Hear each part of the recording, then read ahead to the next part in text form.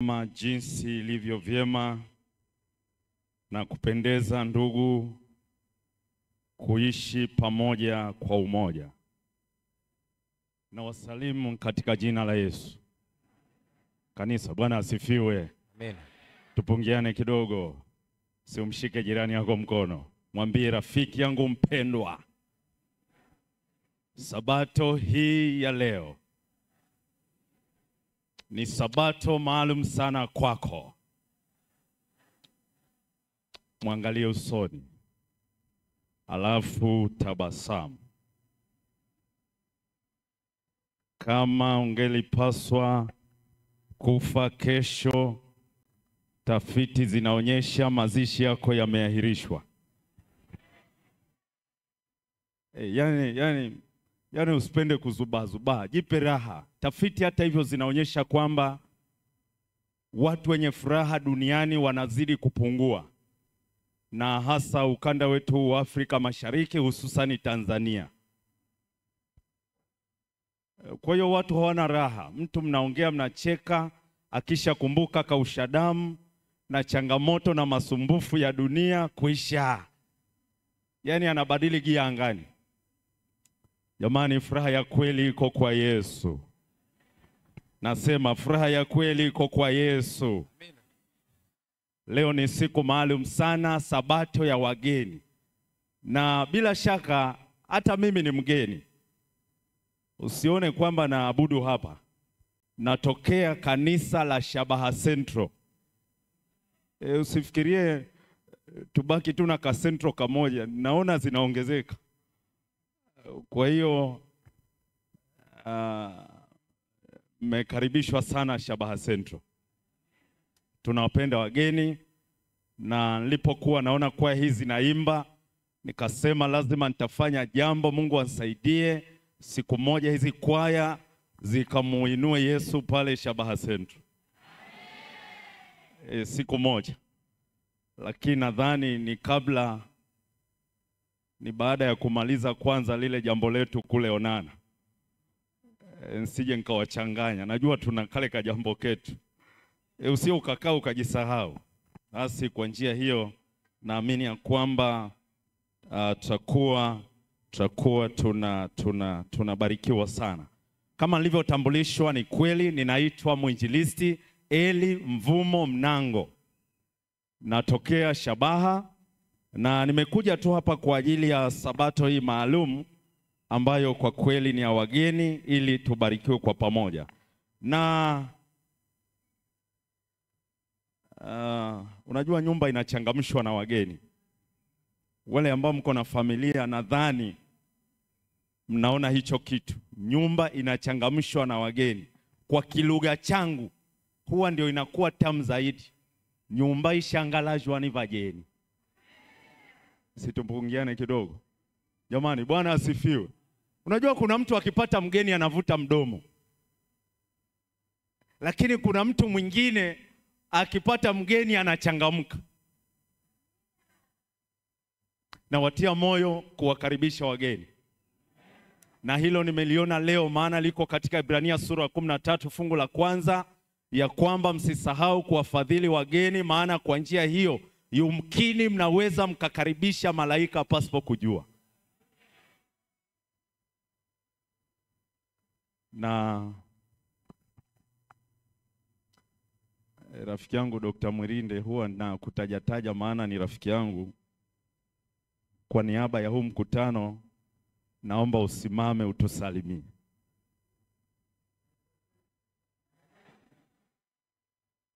Asante sana rafiki yangu, na ni moja ya watu ambao wananitia moyo. Jamani, kwaya zote mnaimba vizuri. Jamani, mnaimba vizuri. Ila hao watu wa mafaili hawa, basi Yesu wainue zaidi. Yaani walipokuwa naimba nilijikuta nainuliwa. Na usicheze, hata mimi ni mwimbaji. Usinione tu hivi ukasema huyu Hata mimi najua vitu vizuri. Na sijui tu imbe kidogo. Kuna kawimbo fulani huwa nakapenda. Tunaweza tukaimba mkutano wote. Swali la ajabu liliulizwa kule Galilaya, ng'ambo ya Yordani. Mwalimu mwema aliulizwa na yule mtu mkubwa, nifanye nini Bwana wangu, ili na mimi nipate kuokoka? Nifanye nini Bwana wangu, ili na mimi niokoke?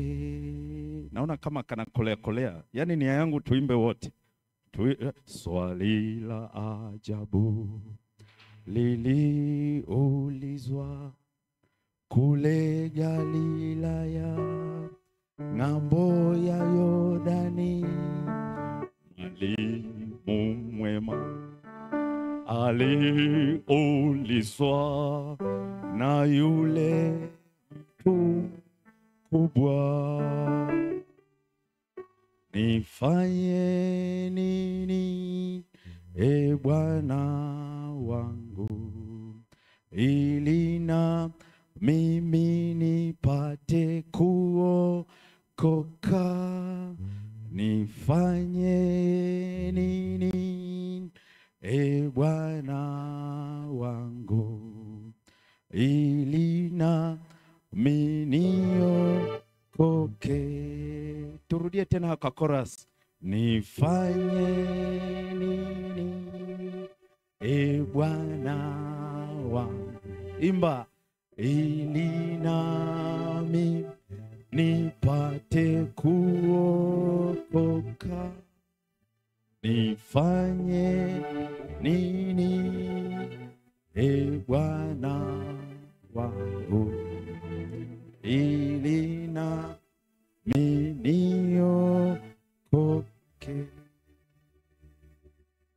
Baba wa mbinguni, swali tunauliza,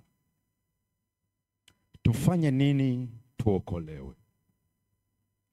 Katikati ya ulimwengu uliojaa machafuko kiasi hiki, katikati ya ulimwengu uliokata tamaa, katikati ya ulimwengu uliokosa matumaini, tufanye nini tuokolewe?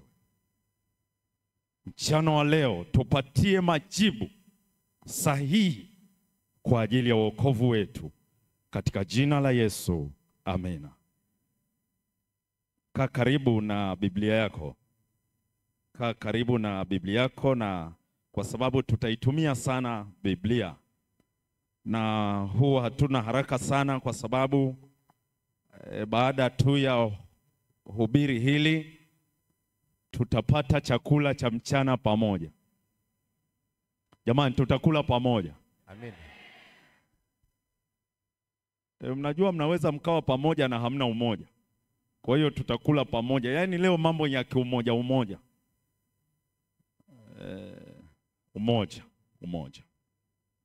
Kwa hiyo kaa karibu na Biblia yako. Somo letu la leo lina kichwa cha habari kinachosema kuichukia dunia na kumpenda Yesu. Jamani, somo linasemaje?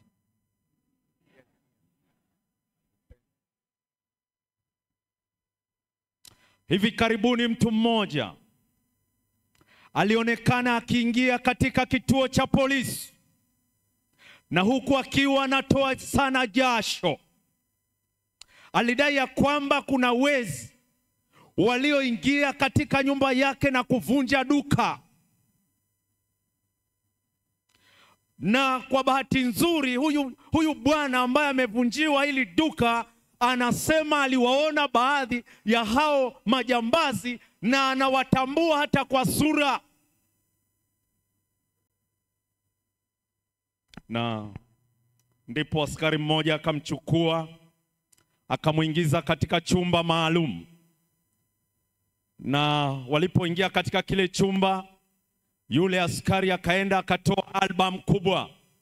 Albamu hii ilikuwa na picha za wahalifu mbalimbali. Na kwa njia hiyo yule askari alikuwa anafungua ukurasa mmoja baada ya mwingine, ili kiwezekana huyu bwana kama anaweza katambua moja ya sura ya majambazi waliofika nyumbani kwake. Na ndipo askari alipokuwa anafungua ile album, alipofika ukurasa fulani hivi, akaangalia picha moja hivi, akasita, akaiangalia sana, akamwangalia na yule ndugu, akamwambia, pamoja na kwamba umevunjiwa, umeibiwa, hata wewe unatafutwa na jeshi la polisi, na kuanzia sasa uko chini ya ulinzi. Tunaishi kwenye dunia ambayo wale ambao tunawaamini kama baba na mama hawaaminiki tena.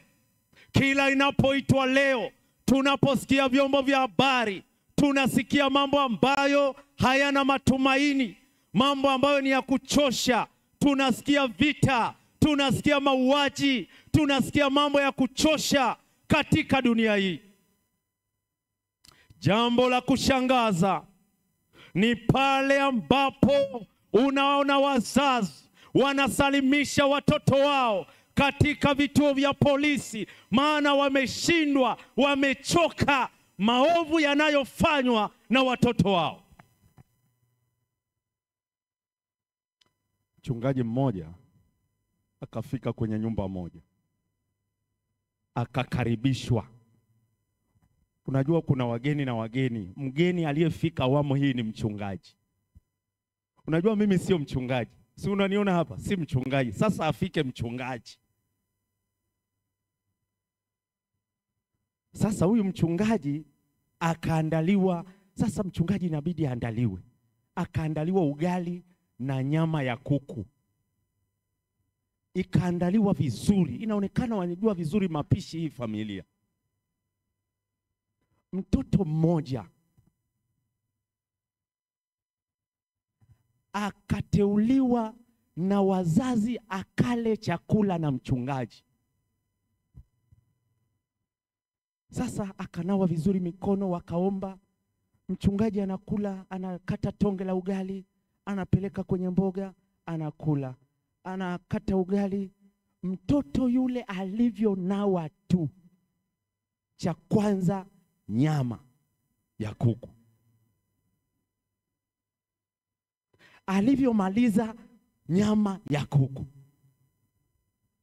ale mchungaji akaona hii ni offside, akamshika mkono, akamwambia, dogo, hueleweki. Tunaishi katika ulimwengu ambao lazima tuwe makini kimalezi. Watoto hawafundishwi. Huyu mtoto ameaibisha hii familia. Huyu mtoto hayuko makini. Ni aibu. Unajua zamani zetu, kila mtu ana zamani yake. Hata ufike kwa watu, una njaa, uko na mama. Huwa mimi ni moja ya watoto ambao walipata malezi ya mama tu. Na basi babangu huko aliko hakushughulika nami. Baadaye alipoona ndio sasa unajua sasa zinakuwa nyingi. Bwana, kama una mtoto mahali, fanya mchakato mapema. Sio baadaye unaambiwa na kazi ya maana ndio unasema unajua we ni mwanangu. Ilihitaji umakini mkubwa Hata unapofika kwa watu wamepika chipsi na kuku, alafu mama anasema jamani, asanteni sisi tumeshiba. Unamwangalia mama unasema hey, kuisha habari yangu. Sema mama, kama wewe umeshiba, basi mruhusu mtoto wale. Anasema jamani, sina shida, si huyo hapo. Kulikuwa na communication, mawasiliano kati ya mzazi na mtoto ya macho. Yaani kuna jicho mama akikuangalia, unajua hili eneo ni la penalty, lolote laweza kutokea. Yale macho yameenda wapi? Shida iko wapi? Ni kope bandia?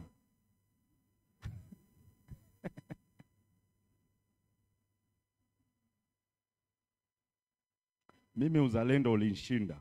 Miaka kadhaa iliyopita, nilifika tu kama mgeni mahali. Kapewa vizuri chakula.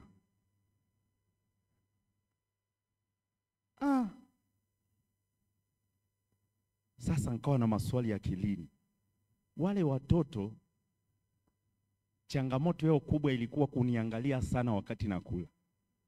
Najua kuna mtu anakuangalia mpaka unashindwa kufanya unachofanya. Nikikata tonge, ninao. Sasa akilini nasema hawajala.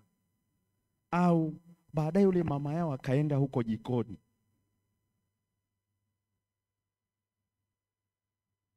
Nikaacha kula. Nikamwambia hamna adabu, njoni hapa, njoni. Tapiga. Wakakimbia, woi, wakaenda wakajaa kule mlangoni. Mama yao akauliza, kuna nini? Hawasemi. Jamani, kuna tatizo?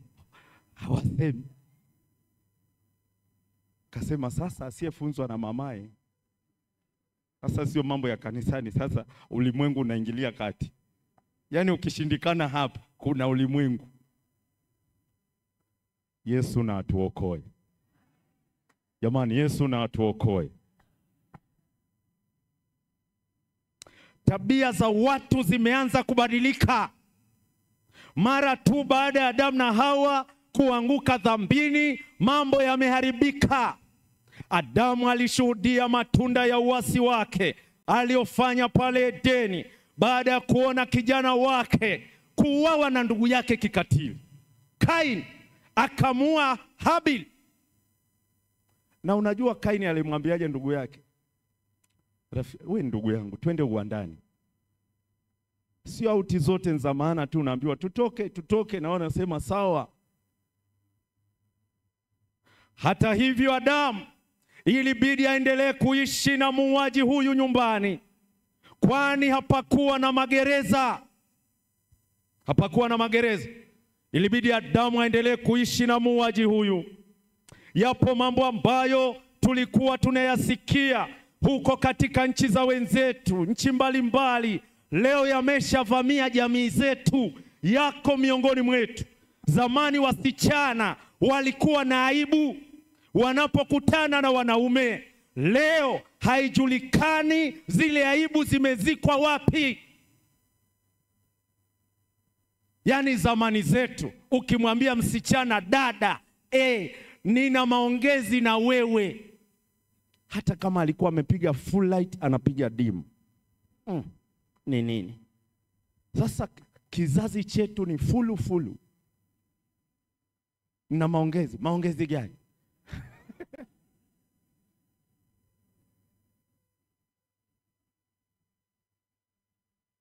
Unampigia simu msichana ana miaka 30 na dada, habari yako? Usiniambie kwa umepewa namba yangu na nani? Ndio maana huelewi. Miaka 30 na kitu bado umepewa namba yangu na nani? Umepewa na msikilize kwanza.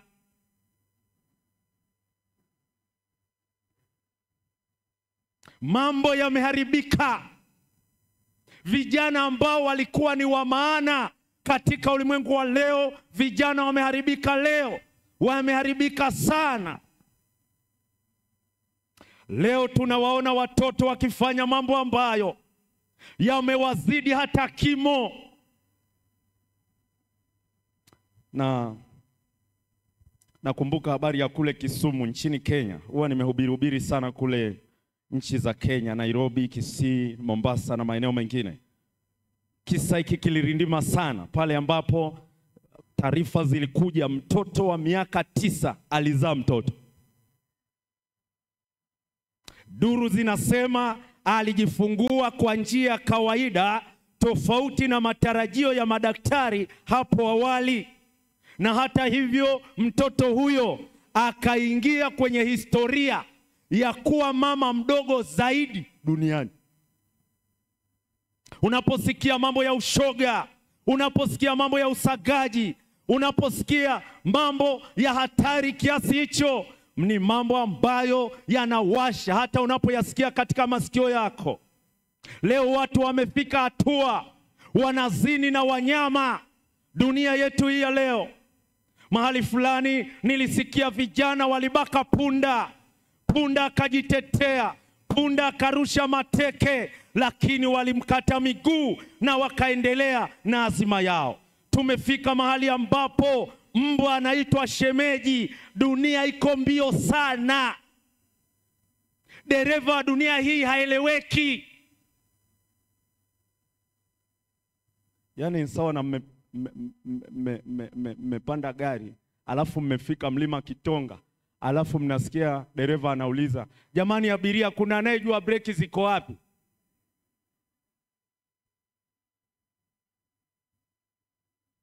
Watu wengi wanakabiliwa na kiburi cha uzima, kiburi cha mali, kiburi cha elimu, kiburi cha uzuri. Vitu hivyo vinapochanua kwa mtu, huona wengine kama takataka. Sikiliza vizuri. Kiburi cha uzima, kiburi cha mali, kiburi cha elimu, kiburi cha uzuri. Yaani ile kuambia umependeza, asante.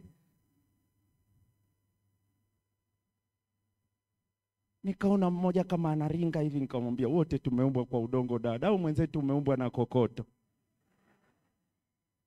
Mbona sielewi? Kwa kadri unavyofanikiwa kwa maisha haya, nyenyekea kwa Yesu. Jamani, nyenyekea kwa Yesu. Na Yesu pekee. Leo jirani umebaki wa mdomo tu. Zamani hizo ukisikia jirani, hata unaposafiri, unapoenda mahali, unaita majirani zangu, we jamani nasafiri, mtaangalia familia yangu, jamani na changamoto naenda mahali fulani. Leo jirani umebaki wa mdomo tu. Wakati wa changamoto ndipo unaweza ukatambua huyu ni jirani wa kweli au si jirani wa kweli. Pata shida, usikasirike ukipata shida na changamoto. Zinakusaidia kupruni marafiki.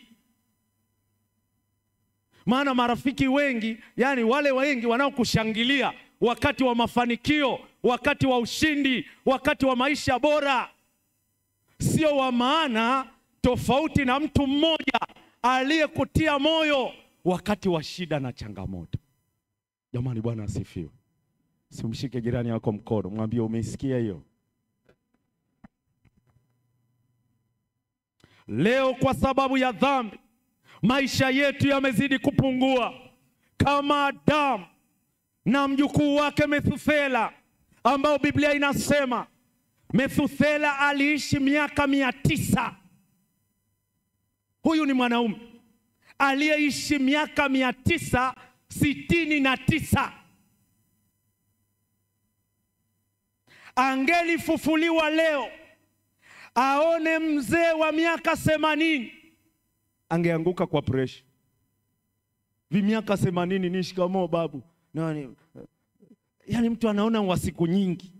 Kumbe tatizo ni dhambi. Kama Yesu atakuja upesi, miaka 20 utasikia shikamoo babu. Tunaenda wapi? Hali za kisiasa duniani, vita, vurugu kila kona. Dunia amani imetoweka. Ulevi, madawa ya kulevya Yaani leo mtu ukimwambia sinywi pombe, anakuambia, yaani anakuona umshamba.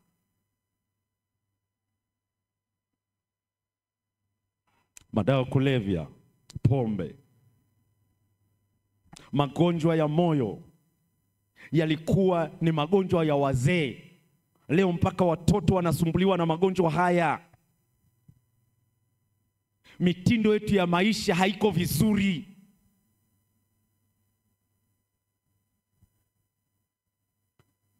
Mimi natokea kijiji kinachoitwa Mwala. Ukisikia Mwala, hapo mjini Mwala, ukishuka njia ya Dar, ukifika pale Hedaru, unapanda hapo juu hapo. Sasa nina dada yangu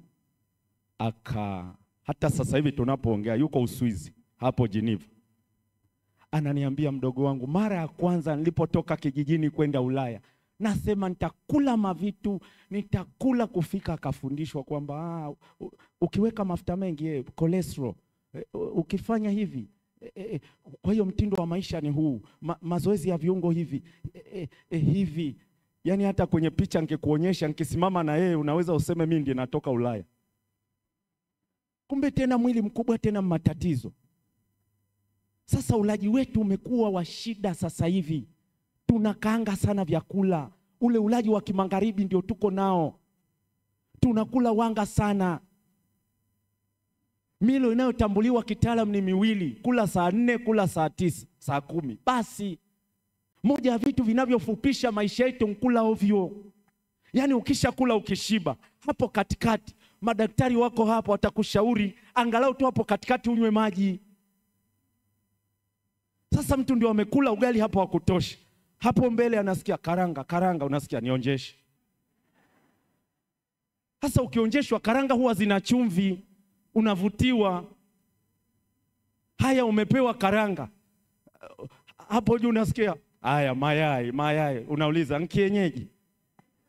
Unaambiwa yeye kana njano ndani. Mwisho unakufa mapema, kula ovyo. Alafu mtu mwingine anasindilia kabisa, alafu ndio anapanda kitandani. Unategemea kuishi muda mrefu kweli?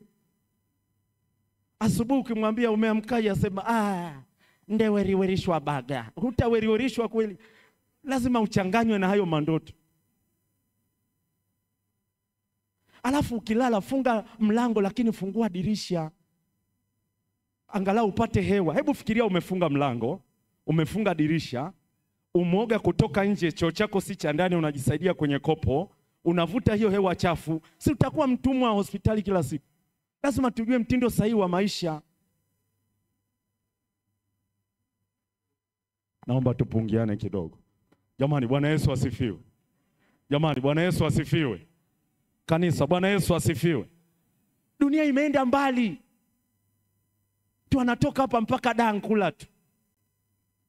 Mwisho uko njiani unasumbua watu, dereva unaambiwa una nini? Hii ni luxury bwana. Sisi hatusimami. Na udhuru nyumbani kwako. Lazima tujue ya kwamba tuko katika kipindi gani. Hali ya kisiasa, dunia inakabiliwa na changamoto, magonjwa, pamoja na hayo yote ambayo yanaichanganya hii dunia. Biblia haijatuacha gizani. Mungu alishayaona haya yote na alishazungumza kupitia vinywa vya manabii. Yote alishaonekana zamani. Alishaongea na nabii Yeremia, nabii Mika, nabii Hosea na wengine wengi. Sasa kuwa karibu na Biblia yako. Yule msomaji ni Yeremia 25:32. Biblia inasema, soma. Bwana wa majeshi asema hivi. Sikiliza, Bwana wa majeshi. Ngoja, sikiliza. Unajua Biblia ina lugha zake. Ukishasikia Bwana wa majeshi, hapo anasimama kama kamanda wa vita. Unajua, ili tufike mbinguni, sio siku zote tutaimba Kristo wa neema yote. Lazima ifike saa tuimbe twendeni askari watu wa nani. Sasa hebu urudia ile fungu. Yeremia 25 fungu la 32. Usirudi yaliomo. Msaidie jirani yako aione hapo, aipate, huenda kwenye simu, kwenye nini, tujue wote tumefika. Twende. Biblia inasema, ndio, Bwana wa majeshi asema hivi. Bwana wa majeshi asema hivi. Tazama. Tazama, uovu utatokea toka taifa hata taifa, uovu utatokea taifa kwenda taifa, na tufani kuu itainuliwa toka pande za mwisho wa dunia. Yaani sikiliza hizo lugha. Yaani uovu hautatokea mara moja duniani, lakini utakuwa unahama kutoka taifa moja kwenda taifa lingine. Ndio maana yale mambo ambayo tulikuwa tunayasikia huko Los Angeles Marekani, sasa hivi yako hapa. Tuliokuwa tunayasikia huko Uingereza, sasa hivi yanaendelea hapa. Yanahama kutoka taifa kwenda taifa. Kitabu cha Mika sura ya 7. Andika haya mafungu ya kusaidia mtu wa Mungu. Mika 7 fungu la 2. Mika 7 fungu la 2. Biblia inasema hivi. Twende. Mtu amchaye Mungu ametoweka. Mtu amchaye Mungu ametoweka. Asionekane katika nchi. Asionekane katika nchi. Wala hapana mtu mwenye adili katika wanadamu. Ndiyo. Wote huotea ili kumwaga damu. Ndiyo. Kila mtu huindwa na ndugu yake kwa wavu. Yani mbingu kile kipimo cha mbinguni kinachoangalia watu wanaomtafuta Mungu. Mungu anazungumza na nabii Mika, anasema hakuna mtu amchaye Mungu. Watu wacha Mungu wametoweka.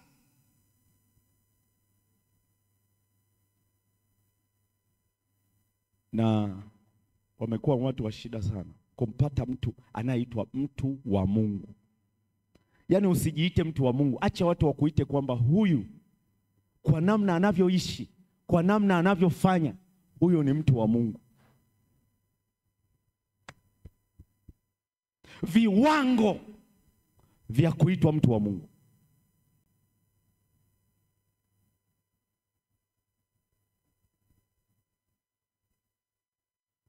Mzee mmoja alinitia moyo, ni bosi ofisi fulani. Alipoenda benki kuchukua hela, yule teila akawa amejichanganya, akampa zidio ya pesa alizokuwa natakiwa mpe, zikazidi milioni 15. Nasema nilikaa na zile pesa siku 3.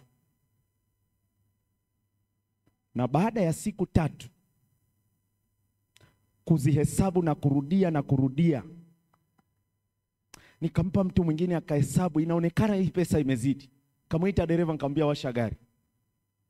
Kufika benki, alipohitaji kuonana na yule dada aliyemhudumia, akaambiwa yuko kwenye kikao na meneja. Yule dada ameitwa na mume wake na wazazi wako kwenye kikao. Shoti imetokea kwako milioni 15. We uko huku unatoa ushuhuda.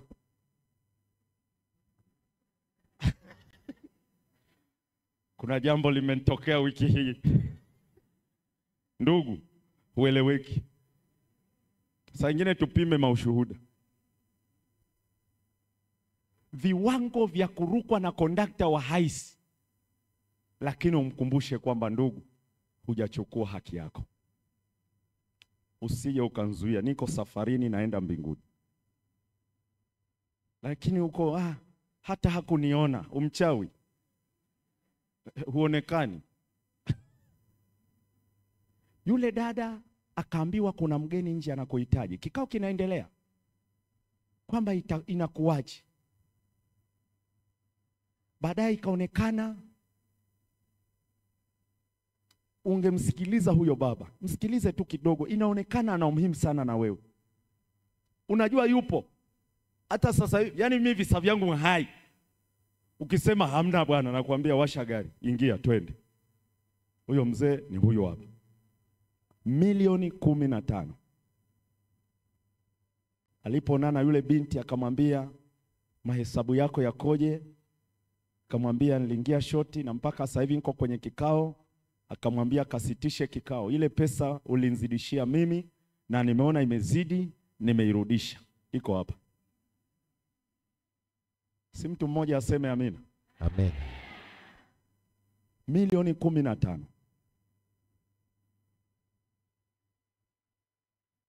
Lazima tujipime. Mbinguni sio sehemu ya majaribio. kwamba naenda da nikiona maisha yananishinda narudi. Hapa. Ndio maana Yesu wanamuuliza Yesu kwamba sasa ufalme wako unakujaje? Akamwambia ufalme wa Mungu hauji kwa kuchunguzwa. Ufalme wa Mungu uko mioyoni mwenu. Ili ufai kuingia mbinguni ni kwa sababu mbingu tayari iko kwenye moyo wako. Sema amen. Amen.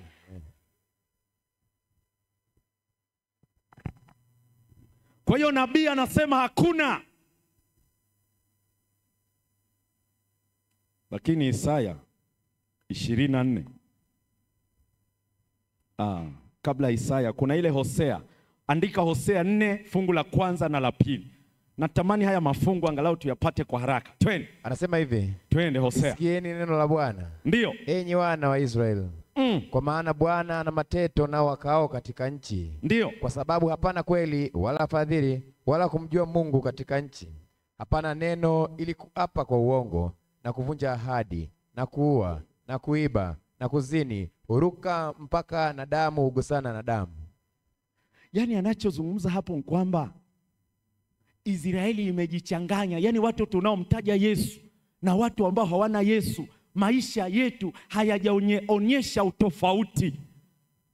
Yaani leo ni ngumu kumtambua kwamba huyu ni mtu ambaye ana Yesu na huyu hana Yesu. Hata tu kwa muonekano, hata tu kwa vile tunavyoishi, hata vile tu tunavyofanya.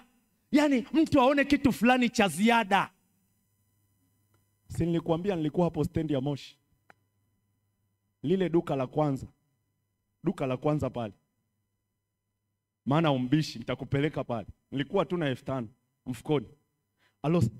Hebu nipatie maji. Maji inauzwa 1,000. Chenchi anatakiwa nirudishie balansi yangu 4,000. Ana mambo mengi kichwani, akanirudishia 8,000. Kumbuka ni maeneo yale ya stendi. Nikizungumza stendi unaelewa kwamba hali ya stendi. Maisha ya stendi. Katikati ya watu wabaya bado unaweza kuwa raia mwema. Sema amin.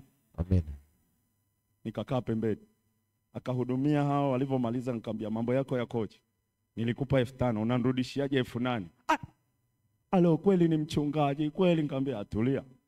Pesa yako hii hapa. Tufikie vitu vidogo vidogo vinaweza vikatuletea shida. Tusiende mbinguni. Lazima ifike hatua maisha yetu, Biblia inasema basi mlapo, basi mnywapo au mtendapo neno lolote, fanyeni yote kwa utukufu wa nani? Mungu aonekane katika biashara zetu. Mungu aonekane katika ofisi zetu. Mungu aonekane pale shuleni.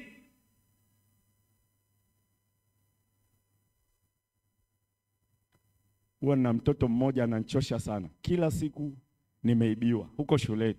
Wako wawili nimeibiwa. Huyo mkubwa yeye nikoibiwa. Huyu mwingine namwambia hii kalamu uliitoa wapi? Maana huna kalamu ya rangi hii. Unajua tuna changamoto wazazi. Na mama ni huyo huyo, baba ni huyo huyo. Huyo anapoteza, huyo anarudisha. Sema hapa tena, Mungu wangu nisaidie.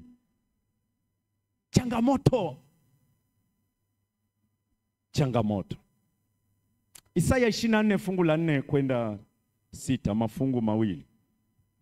Soma Isaya 24 fungu la 4 kwenda 6. Isaya 24 fungu la 4 anasema. Ndio. Dunia inaomboleza. Dunia inaomboleza. Inazimia. Inazimia. Ulimwengu unadhoofika. Ulimwengu unadhoofika. Unazimia. Unazimia. Watu wakuu wa dunia wanadhoofika. Watu wakuu wa dunia wanadhoofika. Tena dunia imetiwa unajisi kwa watu wanaoikaa. Watu wanaoikaa dunia wametiwa unajisi. Maana wameziasi sheria. Kwa sababu wameasi sheria za Mungu. Wamebadili amri. Wamelivunja agano la milele. Wamevunja agano la milele. Ndio sababu laana imeila dunia hii. Ndio maana dunia hii inakabiliwa na laana. Na hao wanaoikaa wameonekana kuwa na hatia. Ndio sababu watu wanaoikaa dunia wameteketea. Watu waliosalia wakawa wachache tu. Sasa hilo fungu liko vizuri. Lakini Paulo kuna kitu anasema. Hebu nenda Timotheo wa pili. Yana kuonyesha tu kwamba hali ya dunia ikoje katika kipindi tulicho nacho. kitabu cha Timotheo wa pili sura ya 3 fungu la 1 kwenda 5. Anasema, Twende. lakini ufahamu neno hili, ya kuwa siku za mwisho kutakuwako nyakati za hatari. Mstari wa 2. Maana watu watakuwa wenye kujipenda wenyewe, wenye kupenda fedha, wenye kujisifu, wenye kiburi, wenye kutukana, wasiotii wazazi wao, wasio na shukrani, wasio safi. Mstari wa 3. Wasiowapenda wakwao, wasiotaka kufanya suluhu, wasingiziaji, wasiojizuia, wakali, wasiopenda mema, wasaliti, wakaidi, wenye kujivuna, wapendao anasa kuliko kumpenda Mungu, wenye mfano wa utauwa, lakini wakikana nguvu zake, hao nao ujiepushe nao. Jaona Biblia inasema hao nao ufanye nini?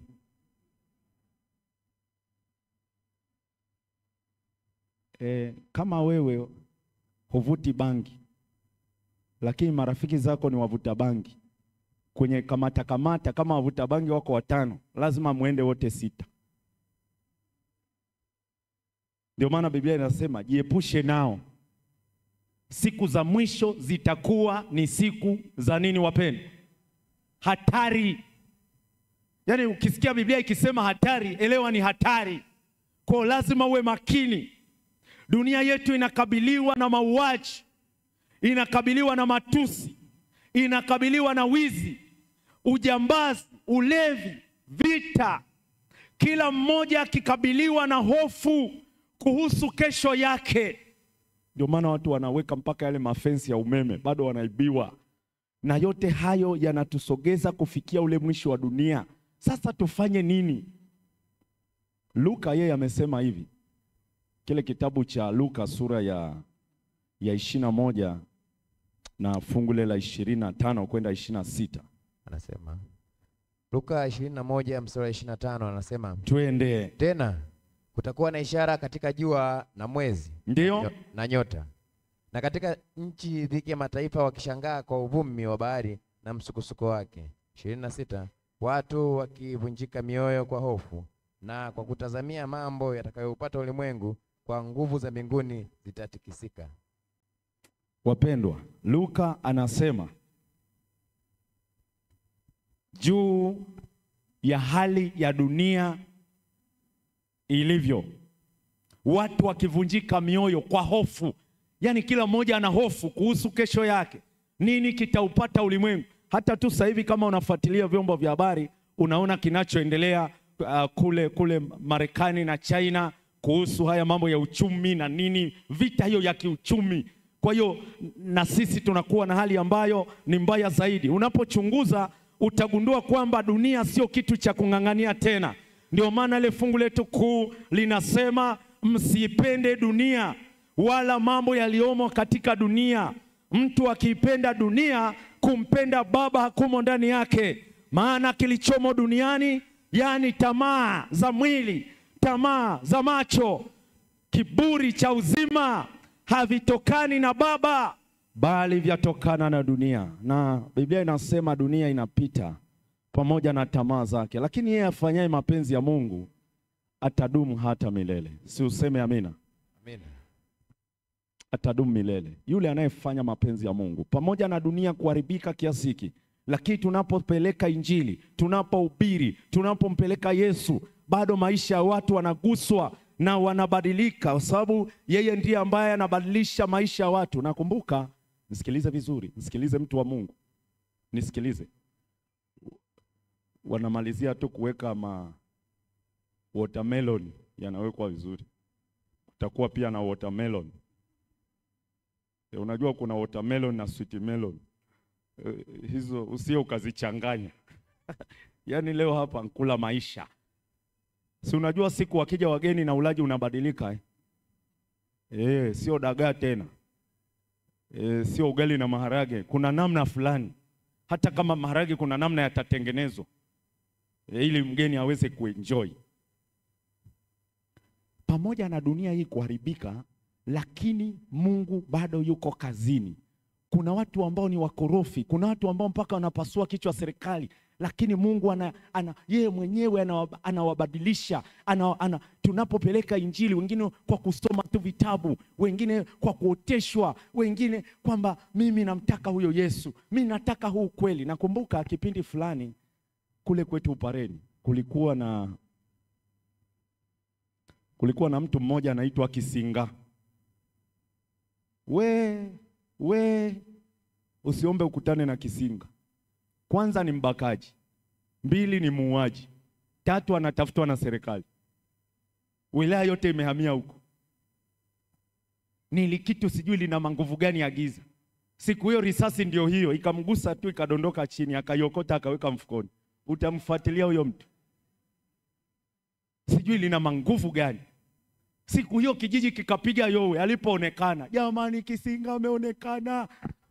Kule Upareni milima ile, Wang'ambo hii wanashuka huku wanashuka, akapotea sehemu kama hii. Jamani, alikuwa hapa jamani. Kwa hiyo ni mtu hatari.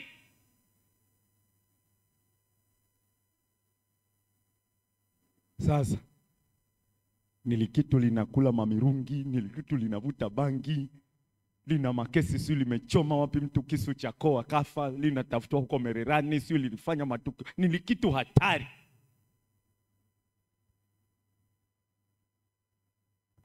Siku moja alipokuwa nyumbani kwake amelala usiku, akaona mtu mrefu aliyevaa nguo nyeupe, alafu anamnyoshia mkono, anamwambia, Kisinga, nimekuchagua uwe mtumishi wangu. Hivi mtu wa namna hiyo, nimekuita uwe mtumishi wangu. Akasema, nimekubali. Asubuhi kulipokucha, akasema, mimi maovu yote sitaki, mimi namtaka Yesu, niko tayari kubatizwa. Asubuhi anagonga mlango kwa mzee wa kanisa. Ngongo. Mzee kufungua mlango Kisinga. Akaurudisha ngaba.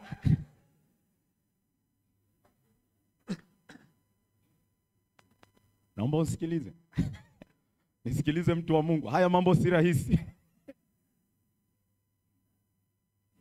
Akauliza watoto, kuna mtu alimletea shida labda Kisinga?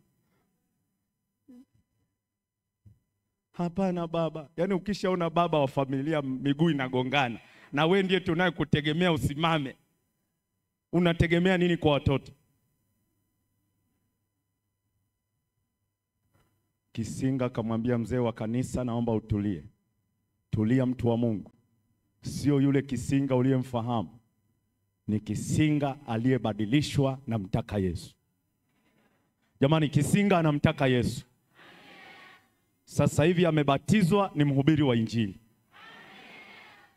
Hata watu ambao serikali inawashindwa, serikali inatumia gharama kubwa na nguvu kubwa, lakini tunaye Yesu anaweza kubadilisha. Akili zake hazichunguziki. Yeye anaweza kanyosha mambo. Akili yako inapofika mwisho, ndipo yeye anapoonyesha ukuu wake. Sema amina. Amina. Huyo ndiye Yesu naeleza habari zake, ambaye amefanya mambo makubwa. Mungu wetu ametuandalia mji ambao ni mzuri, tofauti na dunia hii. Acha kuwekeza sana duniani, maana hapa wewe ni msafiri na mpitaji. Wenyeji wetu huko mbinguni. Jamani, wenyeji wetu huko mbinguni. Marafiki zangu, wenyeji wetu huko mbinguni. Hapa tu wasafiri. Mungu ametuandalia mji.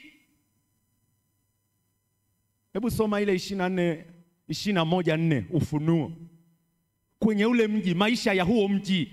Yaani huo mji ni tofauti na miji ya kule Nairobi na wapi. Na huko si uende Amerika, uende Uingereza wapi. Hakuna. Kosa hiyo miji yote, lakini usikose huu mji ambao Mungu ametuandalia. Mji ambao hauna vibaka, mji ambao hauna majambazi, mji ambao una amani tele, Mji ambao hauna misiba, tumejaa huzuni, tumezika marafiki zetu. Mji ambao hauna magonjwa. Yaani wale madaktari, jamani, huko mbinguni ni kuenjoy tu. Hakuna. Najua moja ya vitu vinavyonichanganya kwa madaktari ni kumwamsha mgonjwa achomwe sindano ya usingizi. Hiyo mtanielezea vizuri Dr. Mwirinde na timu zako. 21:4 Ufunuo, twende. Anasema naye atafuta kila chozi katika macho yao. Naye atafuta kila chozi, twende. Wala mauti haitakuwapo tena. Wala mauti haitakuwepo tena. Wala maombolezo. Wala maombolezo. Wala kilio. Wala vilio. Wala maumivu hayatakuwepo tena. Hayatakuwepo tena. Kwa kuwa mambo ya kwanza yamekwisha kupita. Kwa sababu mambo ya huku Moshi, mambo ya huku Soweto, mambo ya huku ya kulialia, mambo ya misibasiba yamefanya nini? Yamekwisha kupita. Jamani, simseme amina. Mungu ameandaa maisha. Haya sio maisha. Yaani kama ulifikiri haya ni maisha, hatujaanza maisha. Huko tutaishi milele na milele. Leo naringia miaka 70, yenyewe ya tabu, yenyewe ya shida. Haya, nikikupeleka kwa Methusela 969 chali.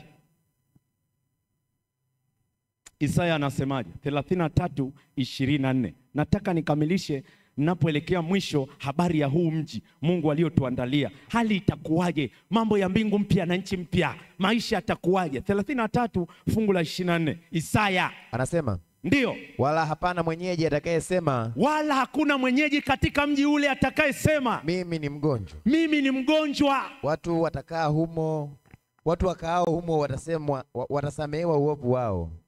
Jamani, Bwana asifiwe. Hakuna mgonjwa pale wa kusema kuna sehemu inaniuma. Jamani, magonjwa yamesumbua watu hii dunia. Yaani unahangaika na mgonjwa mpaka unasema haponi, hafi.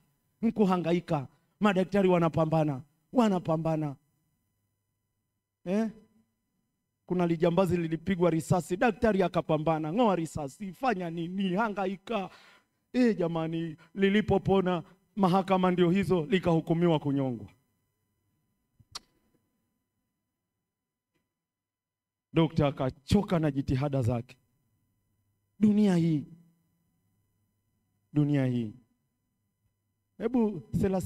Hebu nenda fungu la 30. Hebu nenda Isaya 35 fungu la 5 na la 6. Ni tamu zaidi juu ya mji ule. Anasema hivi. Ndipo mtu aliyekilema atarukaruka kama kulungu. Hata mtu aliyekilema, yani pale mbinguni hakuna kochiri sijui mimi na hakuna. Na ulimi wake aliyebubu utaimba. Hata bubu ataimba. Maana katika nyika maji yatabubujika na vijito jangwani. Jamani, Bwana asifiwe.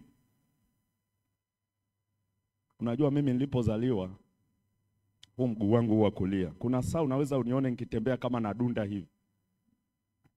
Ulikuwa umepinda kabisa hivi. Na huwa sikwenda hospitali, ilikuwa tu mazoezi kama umekaa sawa, lakini hapa nina mkubwa na mdogo. Sasa kipindi hicho kulikuwa na shida sana kule kijijini, kaja sijui ni shirika gani linatoa msaada.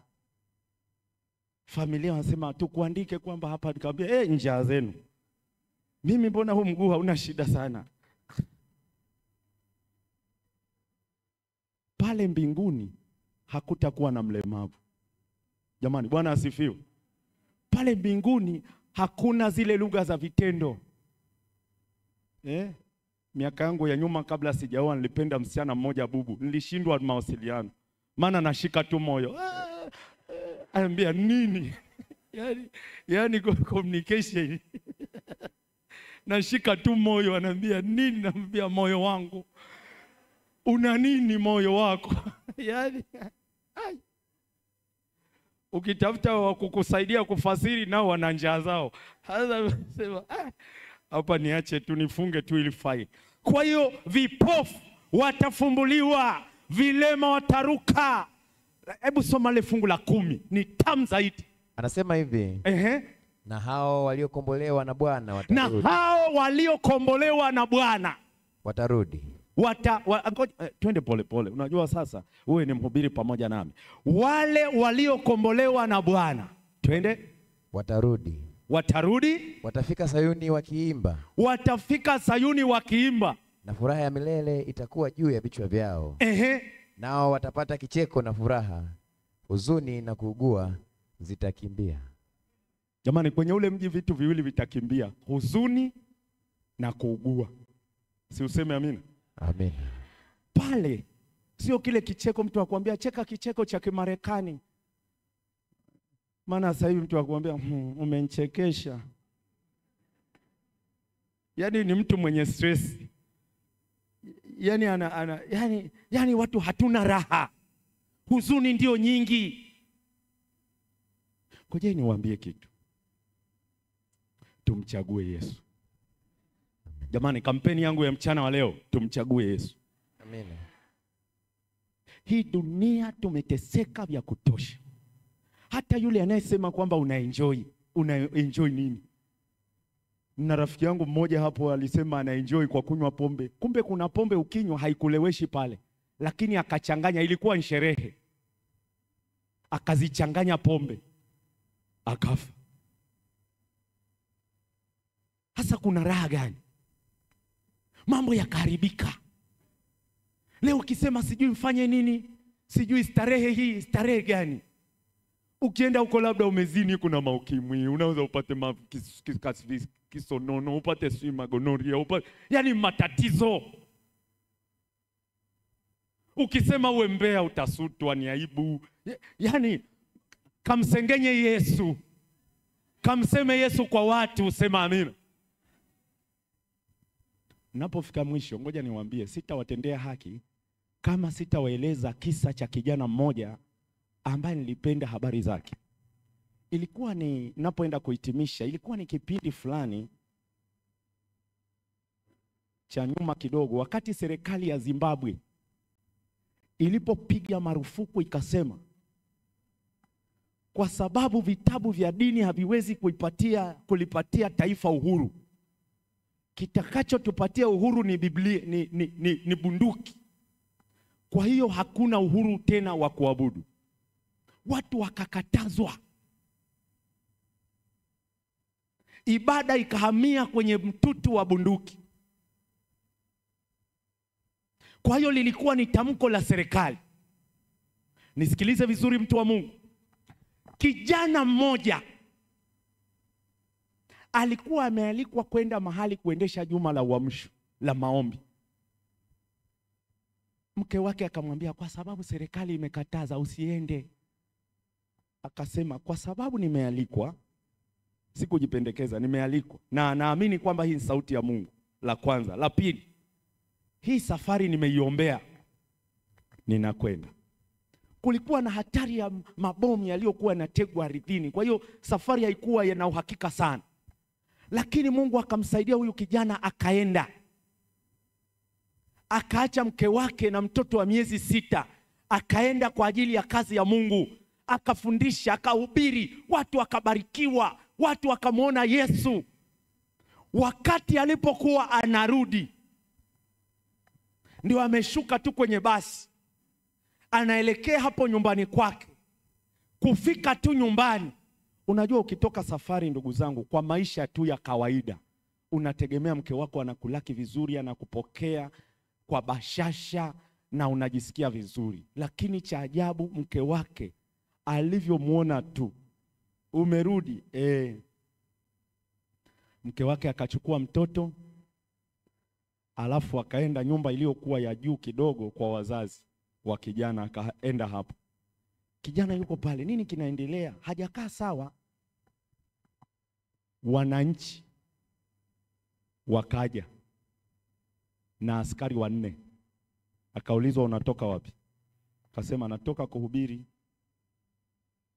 Hukusikia tamko la serikali? Nililisikia. Hasa kwa nini ulisikia na ulienda? Akasema, heri nimtii Mungu kuliko mwanadamu. Askari mmoja akampiga kofi, akaenda chini. Akaambiwa, wewe ndio unatakiwa uwe mfano Zimbabwe.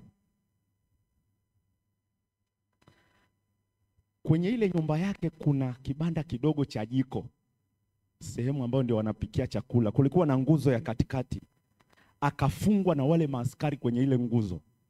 wananchi wakaamrishwa waende walete majani makavu, na nyumba jirani walete mafuta.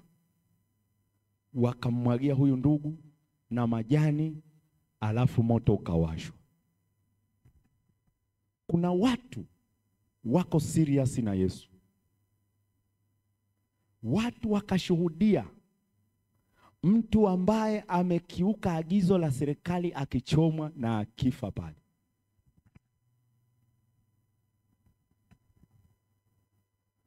Usiku wa manane, unisikilize vizuri mtu wa Mungu. Usiku wa nini? Wazazi mahali alipokimbilia yule mke wake wakasikia kuna mtu anagonga. Ngongongo, ngongongo, hawakufungua. Asubuhi, maana hii jamii ya kifugaji, wakaona kuna mtu amekaa kule kwenye zizi la ng'ombe. Walipofuatilia ni nani kufika, wakakuta ni yule kijana wao aliyechomwa jana na moto. Taarifa zilienea kwa haraka. Wengine hawaamini, wanamuuliza unaitwa nani? Anawaangalia tu anacheka. Nini kimetokea?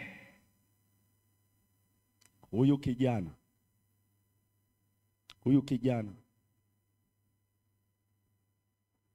akasema nipeni Biblia yangu. Akachukua Biblia yake. Watu walikuwa ni wengi, na wale askari waliokuwepo jana kwenye tukio walikuwepo. Hapakuwa na jukwaa hivi, ilibidi watu ni wengi, ikabidi asimamishwe juu ya kichuguu. Akasema jana wakati yule askari aliponipiga kwenye ile nguzo, alafu nilipofungwa na majani akaletwa na mafuta, alikuja mtu aliyevaa nguo nyeupe akanifungua, alafu akanificha nyuma yake. Kwa hiyo wakati ule moto unawaka na mimi nilikuwa na ushangaa.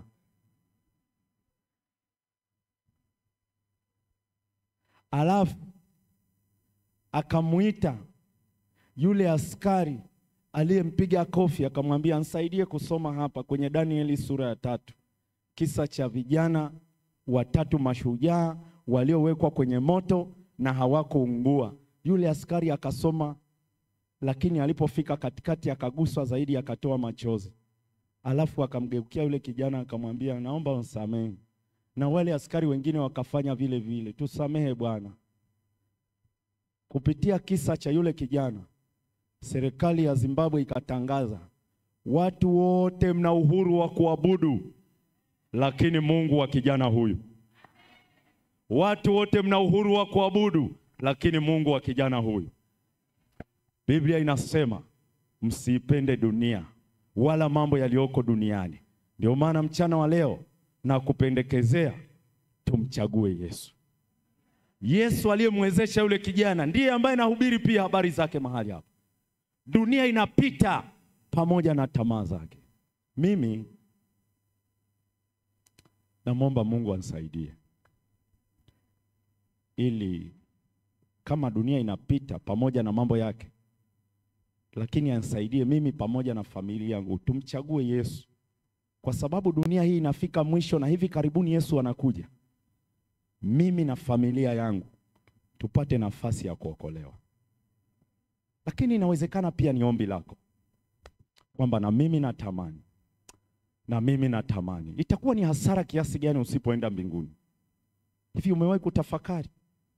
Na vitu vidogo vidogo hivi vitakukwamisha.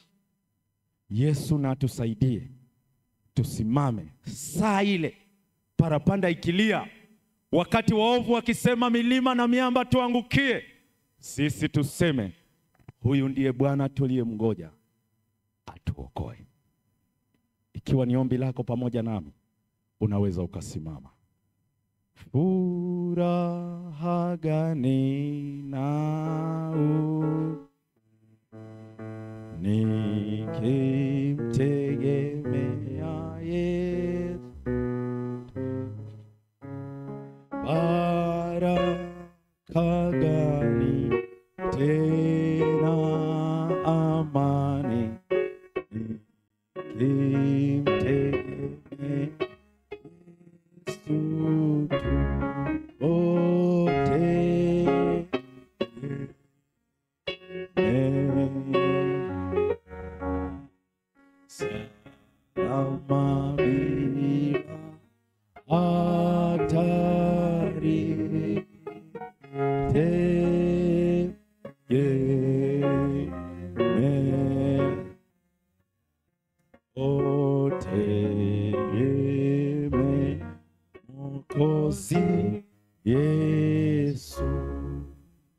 mchana wa leo, kabla hatujaimba ile fungu la pili.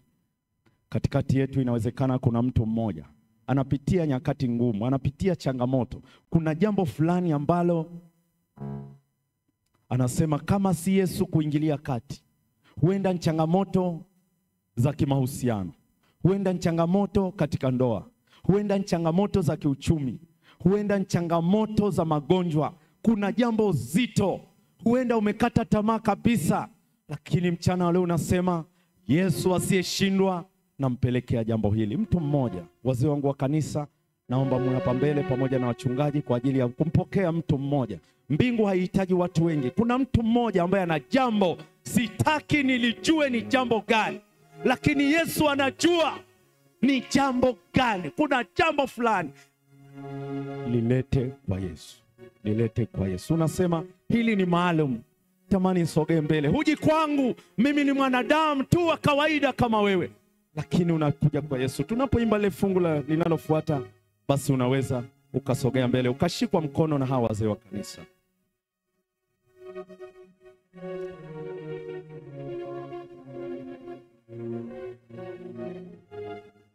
Jambo fulani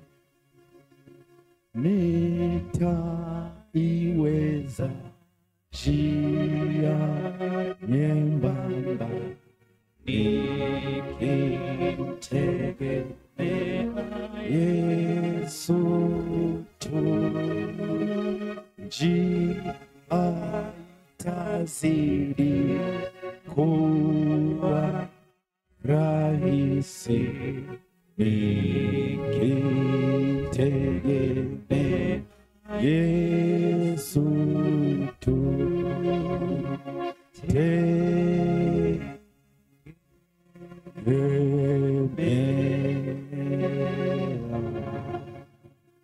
Sana bila hata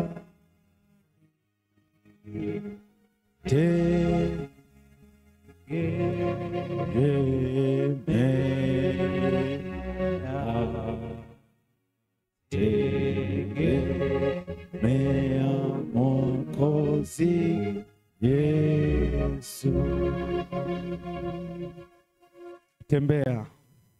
Yesu hahitaji watu wengi, anahitaji mtu mmoja. Una jambo zito, unasema ili nalipeleka kwa Yesu. Ni kweli familia yangu imesema haiwezi, ni kweli madaktari wamesema hawawezi, changamoto yangu ya ugonjwa imekuwa ni kubwa. Nimekuletea Yesu, nimekuletea Yesu. Hata kama umeumwa miaka mingapi, nimekuletea Yesu ambaye ni muumbaji, anaweza kuumbe upya tena. Huenda ni changamoto katika ndoa, hakuna furaha tena, hakuna amani, ndoa imekuwa ni jela, hakuna amani tena. Huenda ni changamoto za mahusiano, yule ambaye unamwona jirani unatamani ungeibeba hiyo nyumba uhame naye, hakuna cha ujirani tena. Lakini inawezekana ni changamoto kule kazini, changamoto za biashara, huenda ni changamoto za uchumi, huenda ni changamoto, kuna dhambi fulani unapambana lakini mara unarudia, mara inakuangusha tena, mara kuna jambo, lilete kwa Yesu. Sina sababu ya kuogopa nikimtegemea Yesu tu, atakuwa karibu daima nikimtegemea Yesu wote.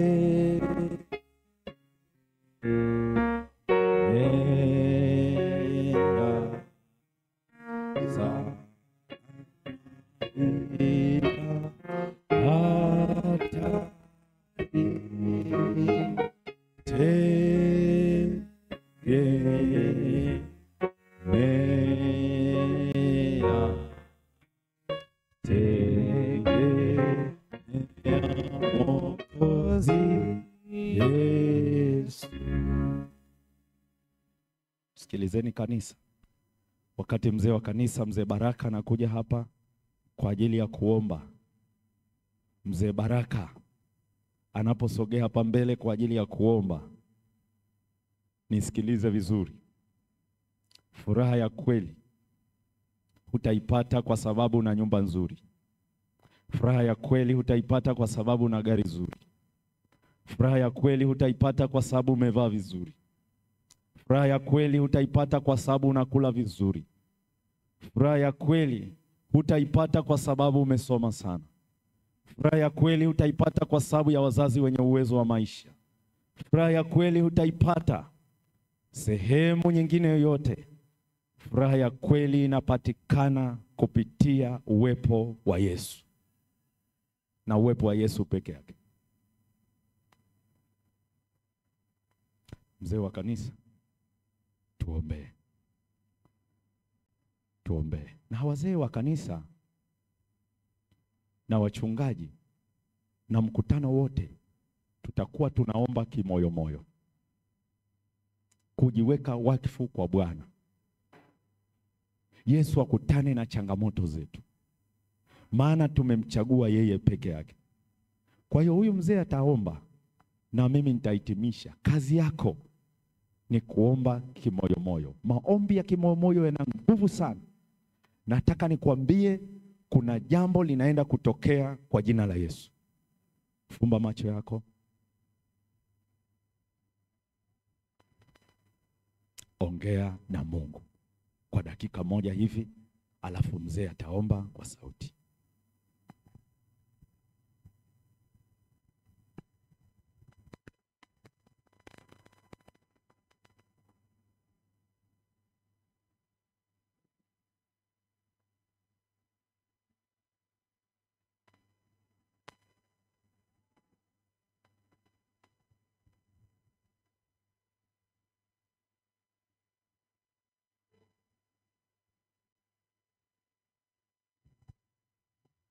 Tuombe. Baba yetu na Mungu wetu, muumbaji wetu, mkombozi wetu, mchana wa leo tumeliona neno lako likisema katika mioyo yetu. Tumeona jinsi umejifunua kwetu na maonyo mengi katika nyakati za mwisho. Wewe uliyeshikilia maisha ya kila mmoja wetu, jina lako takatifu litukuzwe milele zote. Baba, ufalme wako uje na mapenzi yako yatimizwe katikati ya kutaniko hili mchana wa leo. Hakuna lolote zuri wala jema tumewahi kuliwaza sisi watoto wako. Tunalolitambua katika mchana wa leo ni hili ya kwamba ulimtoa Yesu Kristo kwa upendo wako, ukasema kila atakaye kuja kwako hutamtupa nje kamwe. Ulitoa agizo ya kwamba tusifadhaike kama siyo ahadi yako. Tusifadhaike mioyoni mwetu ikiwa tu tunakuamini Mungu wa mbinguni. Tusifadhaike Baba, katika ulimwengu uliojawa changamoto na shida mbalimbali. Mchana wa leo tumeona ahadi ya tumaini ya kwamba wewe uko pamoja na sisi. Na kwa unyenyekevu mkubwa mioyo yetu inatamka maneno ya asante kwa ulinzi. Asante kwa uzima. Asante kwa afya njema. Tunashukuru kwa amani unayoendelea kutupatia, ili ya kwamba tuweze kusikia ujumbe wako wakati huu wa mwisho. Baba, jina lako litukuzwe milele zote. Na hivyo tusamee makosa yetu, ondoa hata dhambi katikati yetu. Baba, ondoa pia hata uovu ambao pengine tumeurithi kwa namna fulani katikati ya maisha yetu. Damu yako itoshe kututakasa. Kwa hotuba ya mchana wa leo, Baba, Roho Mtakatifu aliye mwalimu na kiongozi na awezaye kutusadikisha ujumbe mzito wa namna hii, atusaidie kukuchagua wewe uwe Bwana na Mwokozi wa maisha yetu yote. Asante kwa mtumishi wako Mwinjilisti Eli Mvumo, kwa muda uliompa neema ya kusimama na kibali kutumika tena katika sabato ya leo. Naomba uendelee kumbariki, na kama ilivyo shauku na hamu ya moyo wake, pamoja na sisi ni kuandaliwa kwa maisha haya yenye furaha na amani, lakini pia kwa ajili ya uzima wa milele. Naomba ubariki mkutano. Naomba kila mmoja aliyeleta haja ya moyo wake katika agenda ya ibada ya leo, sikia kuomba kwake. Na sasa Bwana, fungua baraka katikati ya kutano hili, na wageni wote walioweza kuja na wakasikia sauti yako wasichoke, bali waendelee kukutafakari na kukuchagua uwe Bwana na Mwokozi wa maisha yao. Na siku zote tujisalimishe kwako, tukae ndani yako na wewe ukae ndani yetu, na mwisho tuandaliwe kwa ajili ya umilele.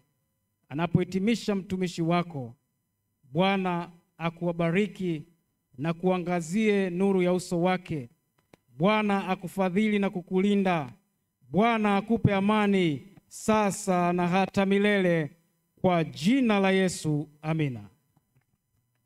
Baba mbinguni, nakubaliana maombi yaliyoomba mtumishi wako. Tumesikia neno lako mchana huu leo, ukizungumza nasi ya kwamba hii dunia haifai tena. Dunia imejaa changamoto nyingi, imejaa vita, magonjwa, fadhaa za kila namna, huzuni kila mahali. Baba, asante kwa sababu ya kumtuma Yesu ambaye amekufa kwa ajili ya ukombozi wa maisha yetu. Tunakuja kwako kama tulivyo, tukiri ya kwamba tumechoshwa na masumbufu ya dunia hii, na tunamchagua Yesu kuwa Mwokozi wa maisha yetu, ili tuingiapo na tutokapo, yeye ndiye awe kiongozi wa maisha yetu. Baada ya maisha ya dunia hii, Baba, furaha yetu kubwa ni mioyo yetu iandaliwe kwa uzima milele. Watoto wako wamekuomba, kila mmoja kuna changamoto anapitia. Baba, ukasikie na kujibu maombi ya watoto wako. Neema yako yatosha, kwa jina la Yesu, amina. Amina. Kanisa, Mungu awabariki sana.